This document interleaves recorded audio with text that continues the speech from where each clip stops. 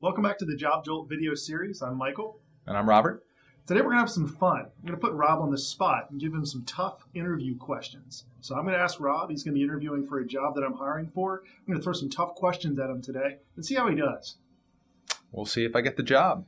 Thanks for coming in today, interviewing for the Director of National Sales spot with the Stuffed Alligator Company. Like your resume here.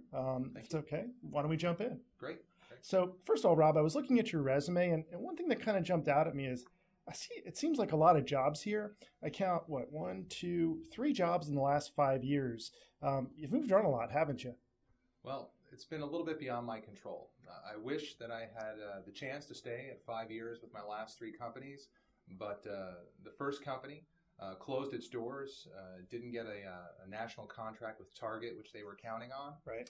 The second company was a startup. It was angel funded. They were trying desperately to get venture capital funding, and unfortunately the funding fell through, and basically 2/3 of the staff was immediately let go. And then finally, the last company I was with just lost some big business that they were hoping to get, and I was the last person in, and they had a last in, first out policy. So I'm really trying to find a job like this one with the Stuffed Alligator Company that will give me the chance to put down some roots.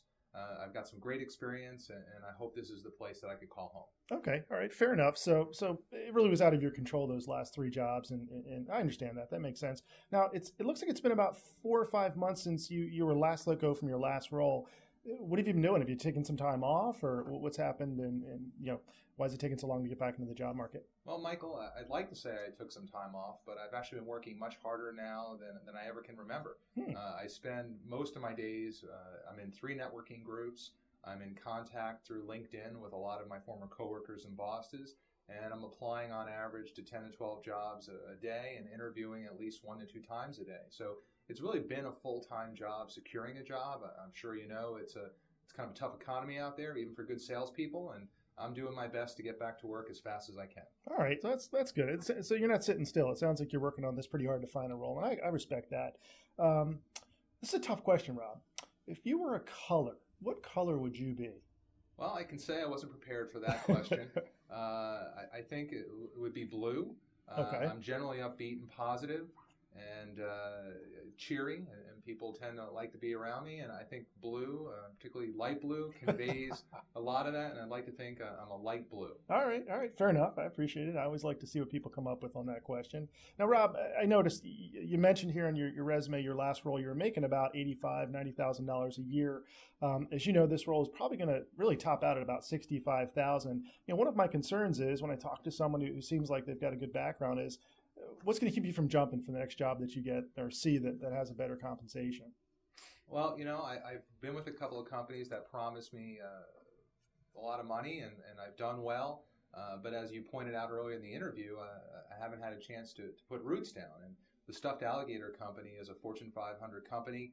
I know that you're not going to have delivery issues with product. I know if I do well, I'm going to move up. And for me right now, it's about finding a stable organization that I could build my career around, and if I have to leave a little bit of money on the table, I'm prepared to do that. All right, well, I'm going to hold you to that, Rob. If we end up works out, we'll hold you to that. And hopefully, I'll prove myself so invaluable that you'll be giving me a raise and a promotion. All right, I can appreciate that as well, Rob.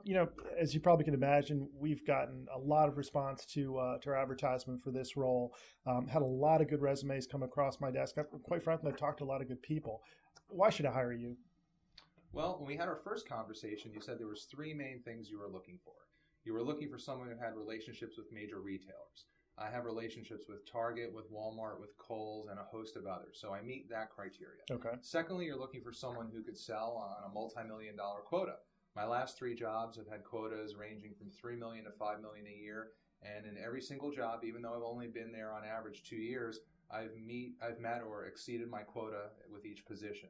And then finally, you wanted somebody who was flexible to travel, get out there and meet the accounts. On average, I've spent over 250 days a year on the road, so you're going to be able to count on me to get up every day, get out of bed, and get on a plane and go meet your customers. So I'd like to think that I'm uniquely qualified to meet all of your key criteria.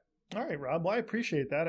As I said, I like what I see here. I'm glad you were able to expound a little further on your background. I think we'll be talking soon. Is there any reason you wouldn't move forward with me in the interview process? No, I don't think so, Rob. You've quite clearly put to rest all of my concerns, and I appreciate you getting into that. And I think we'll be talking shortly. Great. I hope I get the job.